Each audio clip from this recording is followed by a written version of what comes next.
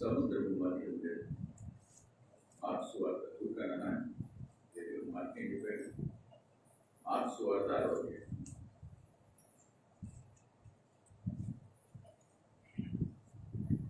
ఆయన ఒంటరిగా మెట్టనుండిన అప్పుడు వారికి గాలి ఎదురైనందున దోణి నడిపించుటలో వారు మిక్కిలి కష్టపడుతుండగా ఆయన చూచి రాత్రి ఇంచుమించు 4వ జామున సముద్రం మీద నడుచు వారి ఎదురుకు వచ్చి వారిని దాటిపోవాలని ప్రార్థన చేస్తున్నాను.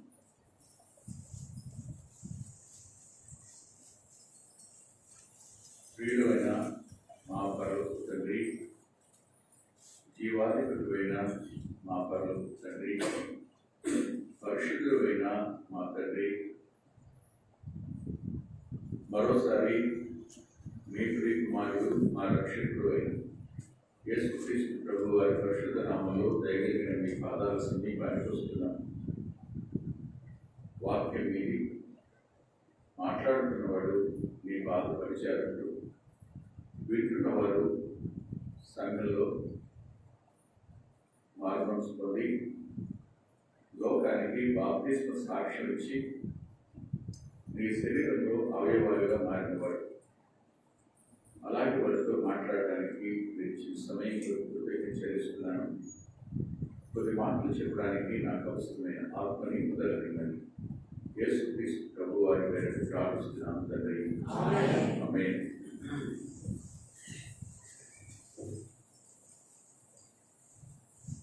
ఈ సందర్భంలో ప్రభువు దాటిపోకున్నట్లు కనిపించింది. రాసిన మాట దాటిపోవలనని ఉంటే దాటిపోవలని. వాస్తవానికి శిష్యులను చూసిన సందర్భానికి శిష్యులు ఇప్పుడు ప్రమాదకరమైన పరిస్థితిలో ఉన్నారు. వారు ప్రయాణిస్తున్న దోణి మునిగిపోయేందుకు గాలి ఎదురై అతి ప్రయాసపడుతున్నారు. అందరికి పోలేకపోతున్నారు, ప్రమాదంలో ఉన్నారు. అలాంటి పరిస్థితుల్లో వాడు భయంలో ఉన్నారు. భయం ఉంది, ప్రమాదంలో. అప్పుడు ఆయన నీళ్ల మీద నడిచి వస్తున్నాడు. నీళ్ల మీద నడిచి వస్తున్నప్పుడు ఆయన వారిని దాటిపోయించారు అన్నమాట. దాటి వెళ్ళిపోవడం ఆయన వీరు ఆయన శిష్యులే కదా, వారు అవసరంలో ఉన్నారు. దాటి వెళ్ళిపోతారా?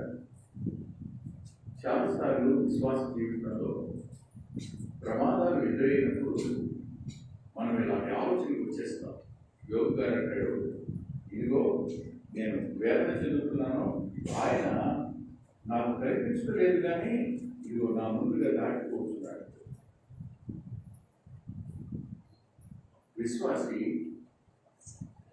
ప్రమాదకరమైన పరిస్థితుల మధ్య, క్రియాల మధ్య దేవుడు పట్టించుకోవడం లేదేమో, మనల్ని దాటి వెళ్ళిపోతున్నాడేమో అని ఒక భావన ప్రతి వారికి వస్తుంది. వచ్చినప్పుడు మీకైనా ఎవరికైనా దేవుడి మీద ఏమొస్తుంది? కష్టం. ఎంత బాధలో ఉంటే ఇలా అంటాను, మీకు బాగాలేదని తెలుసు. మీ అన్నయ్య ఊరు వచ్చాడు, వాళ్ళ అత్తగారి ఇంటికి వెళ్ళాలంటే నీ ఇంటి ముందు నుంచి వెళ్ళాలి, నీ దగ్గరికి రాదు. నీ ఇంటి ముందు నుంచి దాటి వెళ్ళిపోయాడు. నీ మనసు ఎలా ఉంటుంది? వీళ్ళు భయంలో ఉన్నారు, విపరీతంగా ప్రయాసపడుతున్నారు, అందరికి వెళ్ళలేకపోతున్నారు. ఎప్పుడో బయలుదేరారు, సాయంకాలం కూడా చీకటి పడేటప్పుడు. ఇప్పుడు 4వ జాము అయిపోయింది, తెల్లవారుజాము అయింది. అయినా సరే ప్రభు వెళ్ళమని అందరికి చేరుకోలేకపోయారు. వాడు అప్పగించిన దాంట్లో వారు వెళ్ళవలసిన చోటుకి వెళ్ళలేని పరిస్థితిలో వారు ఉండిపోయారు. అప్పుడు ఆయన చూసి నేల మీద నడిచి వస్తూ దాటిపోవాలి అనుకున్నాడు. దాటిపోవాలి. ఎందుకు దాటిపోవాలనుకున్నాడు? కారణం ఏమైందని. ప్రభువు కొన్నిసార్లు మన నుండి ఏమి ఆశిస్తాడు? ఏం ఆశిస్తాడు?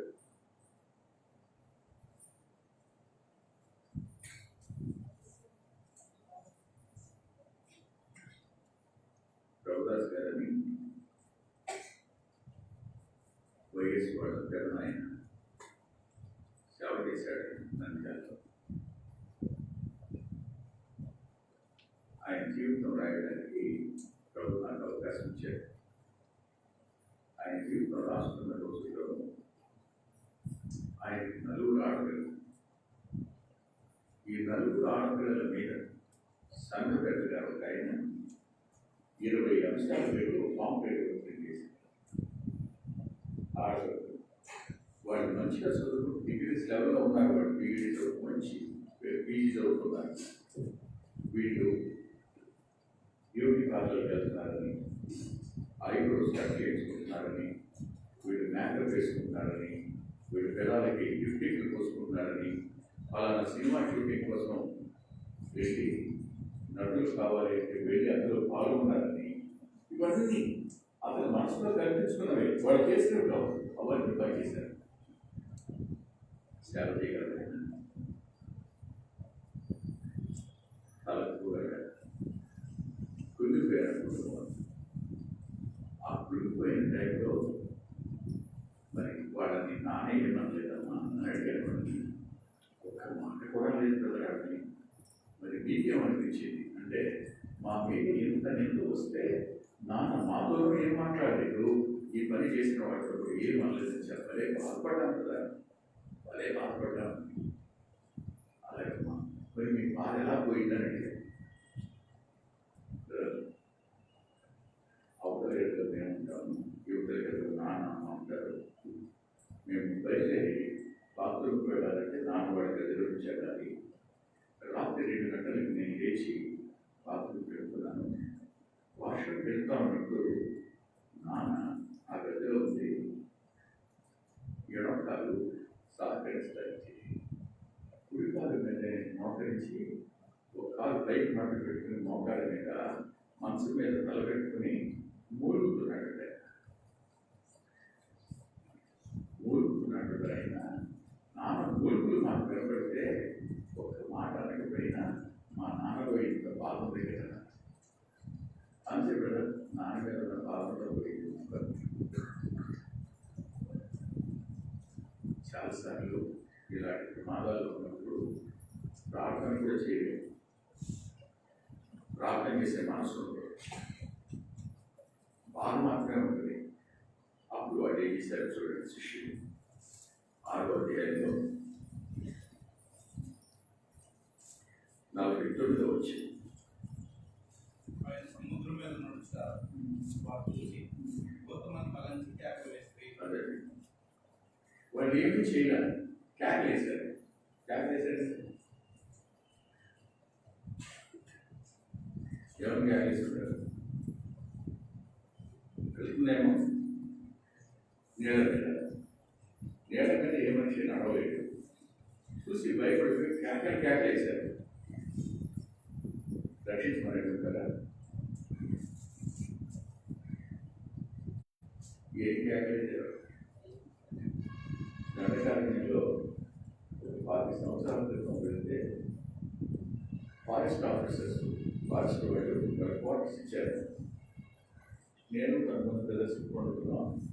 మెయిన్ హాల్లోనే వాళ్ళు పడుతున్నారు. నేను ఇద్దరు వరండాలో పడుతున్నాను. రాత్రి 2 ఎవరో అమ్మో అన్నాడు, పక్కన బాబు అన్నాడు, ఇంకొకటి అయ్యో అన్నాడు. అంతే మొత్తం అయ్యో బాబు ఓ అంటున్నారు అన్నమాట. నిద్రలో నేను కూడా లేచి ఏమైంది ఏమైంది నేను వచ్చాను. అది లైట్ పెంచి అది నిద్రపై ఏమైంది అంటే అంత ఏం లేదన్నయ్య.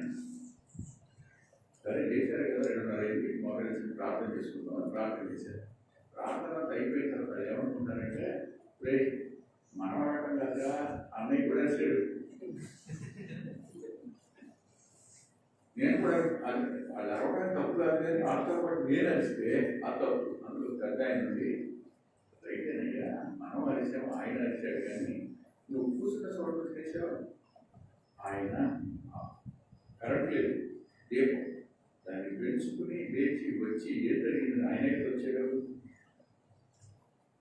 అరుగులు అర్థం ఉండదు కానీ దాన్ని కూడా అంగీకరించి మన తొందరపాటును అంగీకరించి మన భయాలను గ్రహించి మన జోలిలోకి రావడానికి ఇష్టపడేది.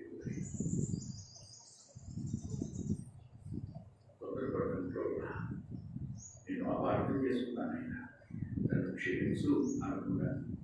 వాళ్ళలో పాల్గొంటున్నాను.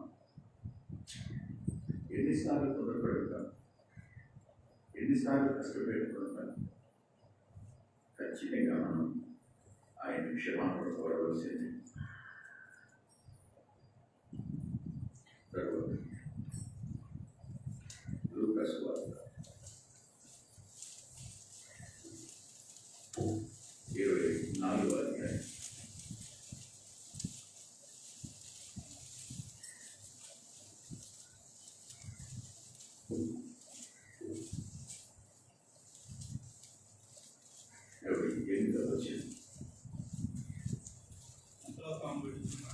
ఇంతలో తాము విడుచున్న గ్రామము దగ్గరకు వచ్చినప్పుడు ఆయన ఇంకా కొంత దూరము వెళ్ళినట్లు బాధపడగా, ఇది వీడు శిష్యుడు, వీడు కూడా శిష్యుడు. ఏ శిష్యుడు ఇప్పుడు ఏ పరిస్థితిలో ఉన్నారు చూడండి. ఒకటి 11వ వచనం చివరి కాదు, వారు దుఃఖములైతే వారు ఏడుపులో దుఃఖంలో ఉన్నారు. మానవ జీవితంలో ఏడ్చే సమయాలు వస్తాయి. అనుకున్నది జరగకపోతే మనిషి కృంగిపోతాడు, దుఃఖపడతాడు. దుఃఖ సమయాలు వస్తాయి. వీడి జీవితంలో దుఃఖ సమయం వచ్చింది. నెంబర్ 1. నెంబర్ 2 చూడండి.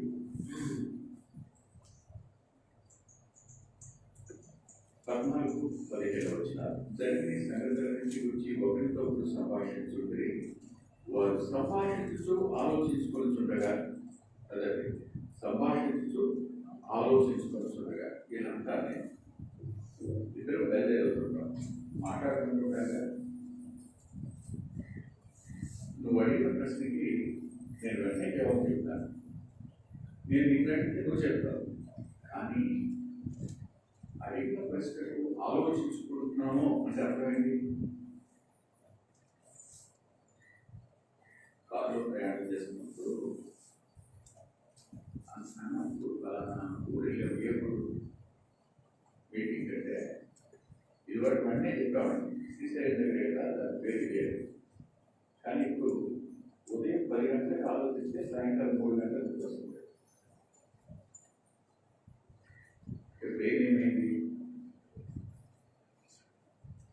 ఏమైంది? అయోమయంలో మాట్లాడుతూ సంభాషిస్తూ, అంటే సంభాషణకి మాటకి మధ్యలో ఆలోచన అడ్డం వచ్చేసింది. వాళ్ళ మనసు పెరిగిపోయింది. అప్పటి వరకు వాళ్ళు అనుకున్నారు యేసు ప్రభు మా సమస్తం అనుకున్నారు.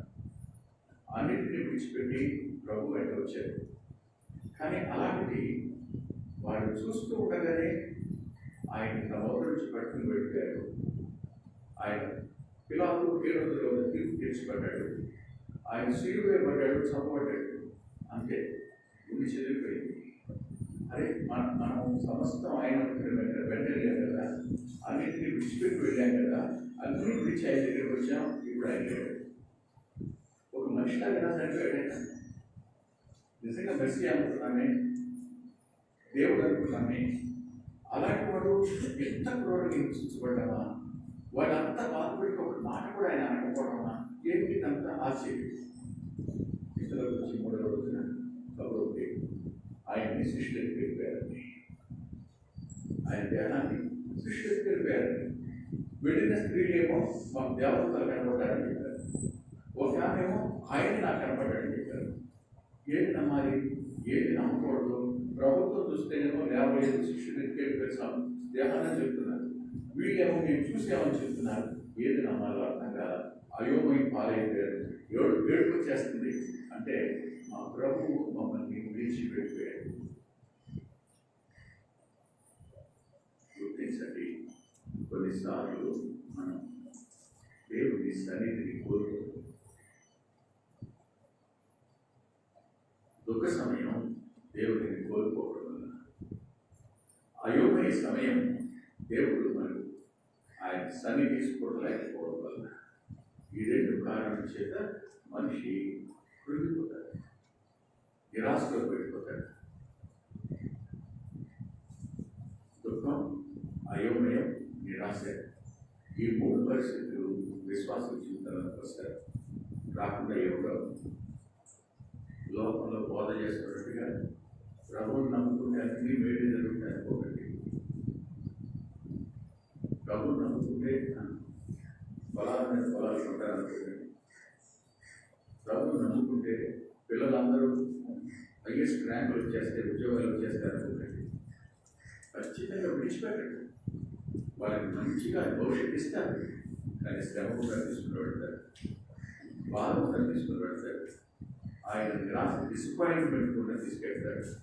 తీసుకుని వెళ్ళి నాకు ఎంత సమీపంగా ఉండే దేవుడు వారికి అర్థిస్తాడు. ఆయన ఎంత మరుపుగా ఉండే దేవుడు గ్రహించేటట్టు చేస్తాడు. తాను కూడా వారితో పాటు యెరూషలేము నుండి యమ్మాయికు ఒక తోటి ప్రయాణికుడు నడిచాడు. వెంట నడిచాడు. వారితో వాళ్ళే మాట్లాడారు. వాళ్ళు కలపలేదు, వాళ్ళు పలకరించలేదు. ఆయన వారిని పలకరించాడు. కానీ దుఃఖంలో ఉన్నప్పుడు, నిరాశలో ఉన్నప్పుడు, అయోమయంలో ఉన్నప్పుడు ఏమనిపిస్తుంది? అది ఏమో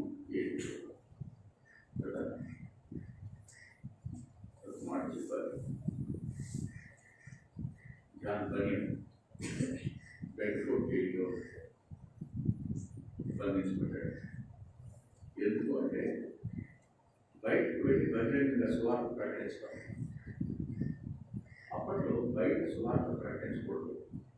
అది క్రైస్తవ దేశమే అయినా సరే బయట ప్రకటించడానికి లేదు. అది పరిశుద్ధమైన వాక్యం. కేవలం చర్చిలోనే అభిషేకించబడిన వారే ఆ పులుపుల మీదనే వాక్యం చెప్పాలి తప్ప బయట వాక్యం చెప్పడం అనేది నిషేధం. చరిత్ర చెప్పే సంగతి. కానీ ఈయన అలా కాదు. ఎక్కడికి వెళ్ళిపోతాడు, 10 మంది రిపోర్ట్ పెడతారు, అక్కడ వాక్యం చెప్పేస్తాడు. గవర్నమెంట్ ఆయన అరెస్ట్ చేసింది. ఈసారి అలా చేయని ఆమె ఇస్తే వదిలేస్తాం. ప్రభు నన్ను పిలిచాడు, చెప్పమన్నాడు, నేను చెప్తాను కొరకే అంతే. చేసి జైలు ఎంత కష్టం, ఎంత బాధ, ఎంత కన్నీరు కాల్చడం. అలాంటి అవమానం దగ్గర తన భార్య వస్తే, అమ్మాయి నా చేతిలోంచి బైబిల్ తీసేశారు, ప్రార్థించుకోవడానికి ఎవరు లేరు, నాకు నేను ఒంటరిగా ఉన్నాను. ఒక్కోసారి దేవుడు ఉన్నాడా అని మనకి వస్తున్నాను. దేవుడు నేను మర్చిపోయాడేమోనని అనిపిస్తుంది. అసలు ఉన్నాడా అనే ఆలోచన కూడా వచ్చేస్తుంది అమ్మాయి. ఎందుకు ఈ ఈ సందేహం నన్ను వెంటాడుతుందో నాకు అర్థం కాలేదు. ఏడ్చేవాడు. రక్షించబడిన వారికి కూడా దుఃఖం దగ్గర, అయోమయం దగ్గర, నిరాశ దగ్గర పడిపోయాడు. దేవుని ఉనికిని అనుమానించేటట్టు, దేవుని ఉనికిని గుర్తించేటట్టు కాకుండా గుర్తించలేకుండా ఉండడానికి వారి కళ్ళు మూసి ఆత్మీయమైన ఉనికి నాకు తెస్తాడు. 24 వారు ఆయనను గుర్తించలేదు. రాశాడు 16 వచ్చినారు. వారు ఆయన గుర్తుపట్టలేకుండా వారి కళ్ళు మూయబడింది. దేవుడు మూసాడు అనుకోవాలండి. నిరాశ వారి కళ్ళు మూసింది, అయోమయం వారి కళ్ళు మూసింది, దుఃఖం వారి కళ్ళు మూసింది. అవును, ఇలా ఆలోచించండి. మగ్దలేనానికి ప్రభు కనపడ్డాడు. ఆమె ఏమంది? కోటమాల అనుకుంటుంది. కారణం కళ్ళ నిండా నీళ్ళు ఉన్నాయి. ఆ కన్నీళ్లతో చూస్తే ఏం కనపడుతుంది? ఆయన ఎవరు ఎలా కనపడుతుంది?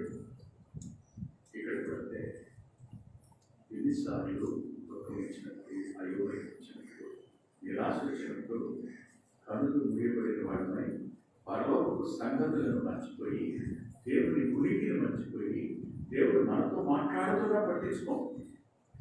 దైవసేవకుడు మాట్లాడుతున్నప్పుడు దేవుని స్వరం వినబడతాయి, కానీ వినే మనసు కనపడదు. దుఃఖం వస్తూ ఉంటుంది, కుడిగిపోతూ ఉంటావు. నువ్వెవరితో మాట్లాడలేదు, మాట్లాడిన ఏదో ఆలోచనలోనే ఉంటావు. ఇలాంటి పరిస్థితుల్లో ఆయన వారికి చూశారు. అంటే ఆయన మరి కొంత దూరం వెళ్ళేవాళ్ళ కనపడ్డాడు. అంటే అర్థం వారి ఇల్లు వచ్చేసింది అమ్మాయిలో రోడ్డు ప్రక్కనే నడిచి పడుతున్నాడు. అక్కడ ఆగట్లేదు, వెళ్ళిపోతాడు.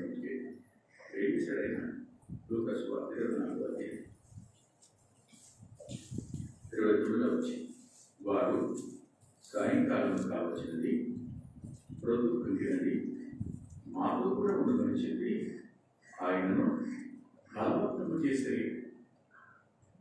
కేవలం కేకలే వేసినప్పుడు లోనిలోకి వచ్చిన వాడు ఇప్పుడు బలవంతం చేస్తే కానీ ఇంట్లోకి రాదు. బలవంతం చేసినప్పుడు దాటిపోకుండా గృహంలోకి వచ్చాడు. నాకు ఇలా అనిపించింది. ఇక్కడికి వచ్చిన తలకు మాత్రం చెప్తాను.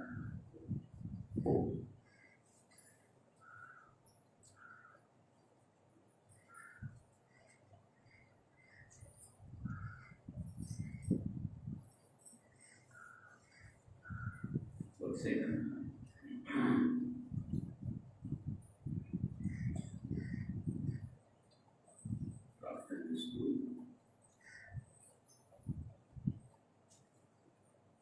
నాకు ఏ పూజలో ఏ మీటింగ్లో నాకు ఏ పరిచర్య వద్దు, నాకు కావాల్సింది పోయి నీ సన్నిధి నాకు దూరమైంది. నువ్వు నాతో కూడా ఉంటే నాకు ఈ పరిచర్య వద్దు. ఈ ఆహ్వానాలు అప్పటికి శ్రీలంక నుంచి, పాకిస్తాన్ నుంచి, ఆయా దేశాల నుంచి రమ్మని ఆహ్వానాలు వచ్చినాయి. అన్న కూతురులో ఉన్నట్టు ప్రార్థన చేసుకుంటూ అవన్నీ చూసి కూతురు పడుతుంది. నాకు నీ సన్నిధి నాకు కావాలి, నువ్వు నాతో ఉండాలి. నువ్వు నాతో ఉంటే నేను అక్కడ గొప్పమైన జీవితకాలంలో ఉంటాను ప్రభు అని ప్రభు దగ్గర అన్నింటిలో నువ్వు నాకు కావాలి బలవంతం చేసేది. అప్పుడు ప్రభు ఆయనతో ఉన్నాడు. నువ్వు రాసిపోయాడు. మనం బలవంతం చేయగా మన కళ్ళు తెరిచేటువంటి దేవుడు. మన మాట మనం విని మనతో కూడా మన ఇంట్లోకి వచ్చేవాడు. వచ్చి మన దుఃఖాన్ని, మన నిరాశని, మన అయోమయాన్ని తొలగించి ఇంతకాలం నడిచిన వాడి నేనే చేయాలి. నేను వింటున్నాను, మాట్లాడింది నేను కదా, వాక్యాన్ని బోధించింది నేను కదా అని తిరిగి మనం కోరుకోవడానికి, మనం ఉజ్జీవించబడడానికి కారణపడతాడు. దుఃఖంలో ఉన్నప్పుడు, నిరాశలో ఉన్నప్పుడు సందేహించగలను. అంతేకాదు యెరూషలేము నుంచి అమ్మాయి వెళ్ళిపోతున్నారు, సహవాసాన్ని విడిచిపెట్టి వెళ్ళిపోయి లాక్డౌన్ వచ్చింది. ఇవాడు సహవాసానికి వచ్చేవాడు ఇప్పుడు ఏమొస్తాం అనే భయం కదా. సహవాసానికి దూరం అయిపోయింది ఎంతమంది. ఎందుకు ఆయన నడిచాడు అంటే తిరిగి వెళ్ళి సహవాసానికి పంపడానికి వాళ్ళతో పాటు నడిచాడు. సహవాసాన్ని నిర్లక్ష్యం చేసేవారు ఎవరైనా సరే జాగ్రత్త, అపవాది చేసి మంచిగా చెప్తున్నారు. వాడు మిమ్మల్ని ఎరగనివ్వరు. మీరు మిమ్మల్ని ఏ స్థాయిలో అయోమయంలోనికి, అనుమానంలోనికి పడవేయాలో పడేస్తాడు వాడు. జాగ్రత్త. ఇలాంటి పరిస్థితి ఉంటే మనం పశ్చాత్తాపడవలసినది. 3వ చూద్దాం. 18వ అధ్యాయం.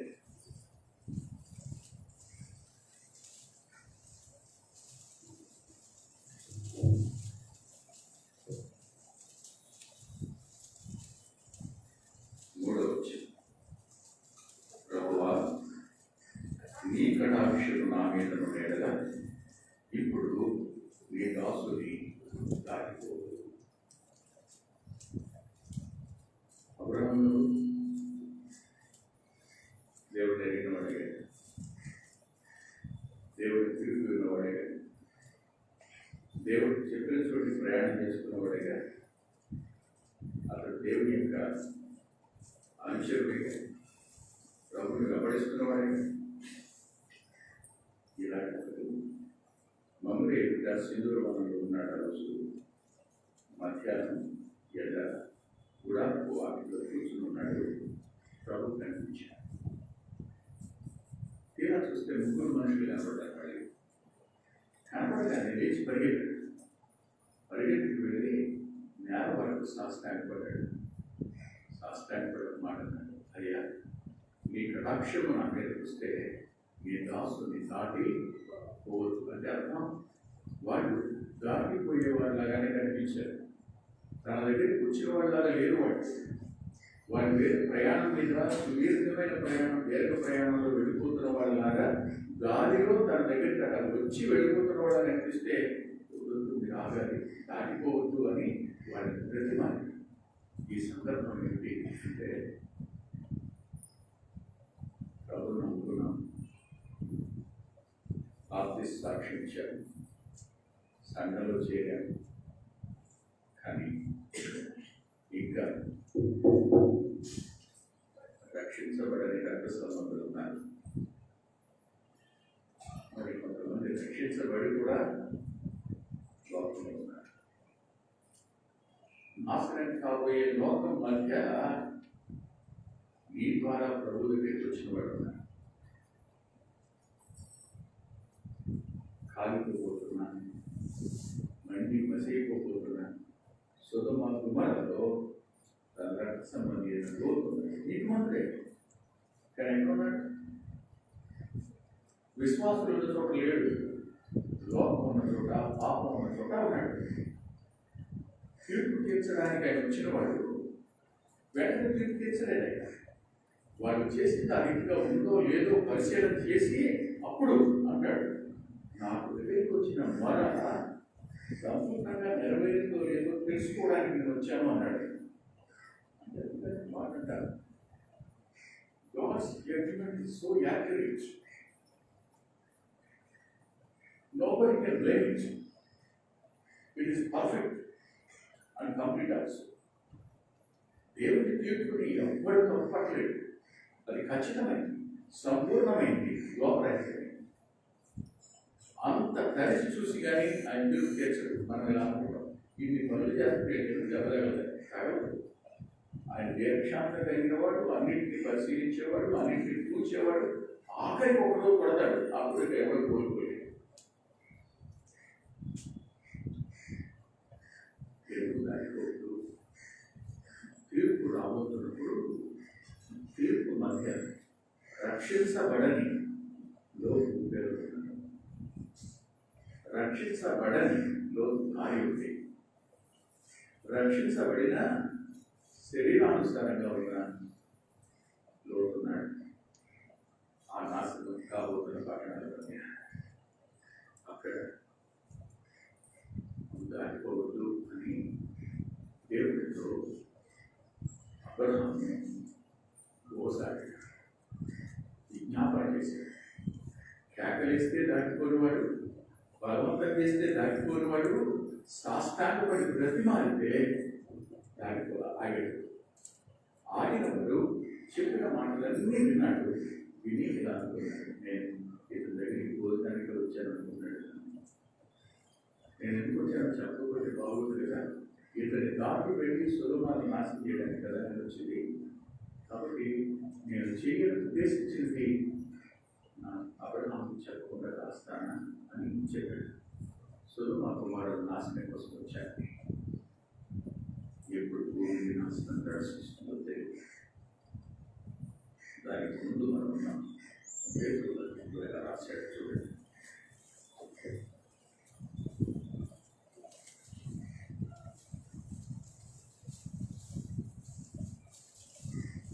మూడో అధ్యాయం, 2వ పత్రిక 3వ అధ్యాయం 10వ వచనం. అయితే ప్రభు దినము దొంగ వచ్చినట్టు వచ్చి ఆ దినమున ఆకాశములు మహాధ్వనితో గతించిపోవడం, పంచభూతములు నిక్కుటమైన వేండంతో లయమైపోవడం, భూమియు దాని మీద కృత్యములను కాలిపోవడం. అబ్రహాము ముందుగా చెప్పిన ప్రభువే మనం కూడా ఈ సంగతి గురించి చెప్పాడు.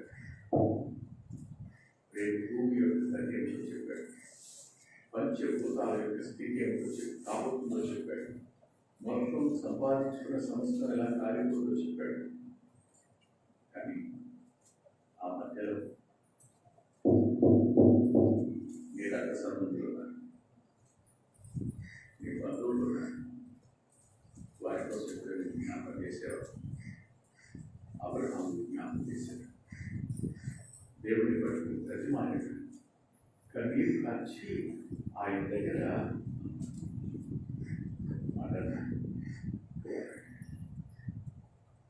పోరాడు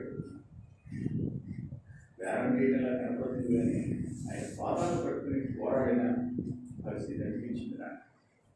ప్రభుత్వం పెట్టేశారా రండి అది కారణం 19వ అధ్యాయం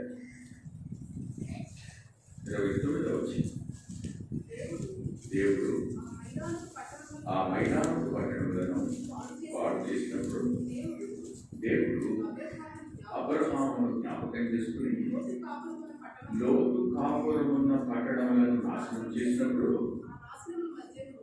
దేవుడికి కలుగుగా నాశనము మధ్యన లోతు నశించకుండా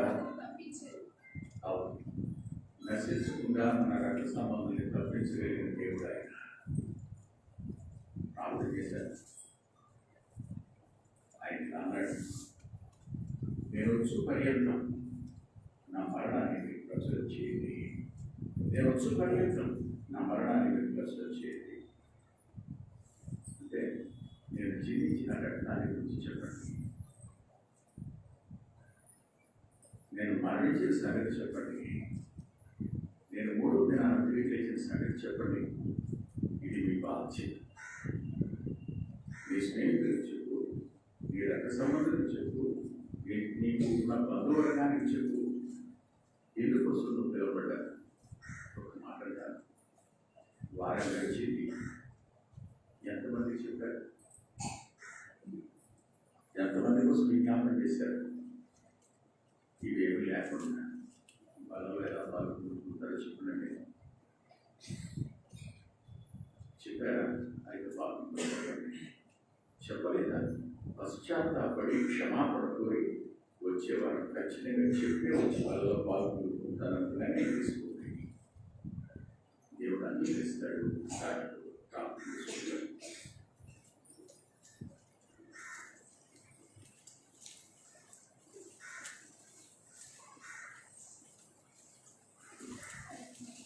కాల్ చేస్తున్నాం.